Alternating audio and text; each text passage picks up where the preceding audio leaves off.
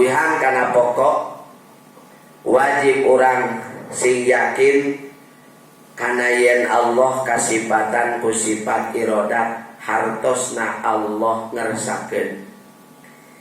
Irodat teh sifat sanes dat. Sifatna qodimatun nutipayun teu aya kawita nana. Qaimatun irodat teh tumatep di dat Allah alias irodat Allah teu kakapeungan. Alias irodat Allah selalu tumetep teu aya kawitan teu aya tungtung jeung teu kakapeungan.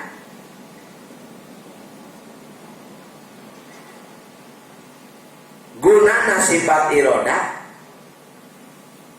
pikeun nangtukeun sakabeh anu mungkin. Pikeun nangtukeun sakabeh anu mungkin ayana, mungkin teu ayana jeung sajabana. Irodat Allah sasaranana kana nu mungkinul wujud. Irodat Allah teu nyasar ka alias teu nyasar ka anu wajibul wujud sinarang mustahil wujud. Eta irodat Allah. Katartiban irodat Allah alias irodat Allah subhanahu wa ta'ala ta'aluk tarotubna kana suluhi kodim sinareng tanjiji kodim. Kana suluhi kodim jeung tanjiji kodim. Mustahil Allah subhanahu wa ta'ala kasifatan ku sifat karohah alias kapaksa alias lemah. Dalil aklina lamun Allah subhanahu wa ta'ala kapaksa ku makhluk berarti Allah teh lemah. Sedang lamun Allah lemah eta mustahil. Ku ayana mustahil lemah di Allah maka wajib Allah kasifatan ku sifat irodat. Dalil naklina wallahu fa'alun lima yurid.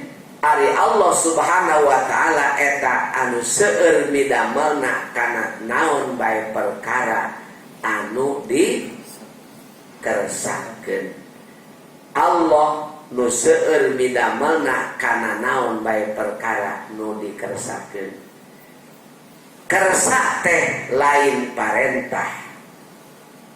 Setiap nu diparentah tangtu dikersahkeun, teu setiap nu dikersahkeun eta diparentah. Da aya nu dikersahkeun tapi teu diparentah.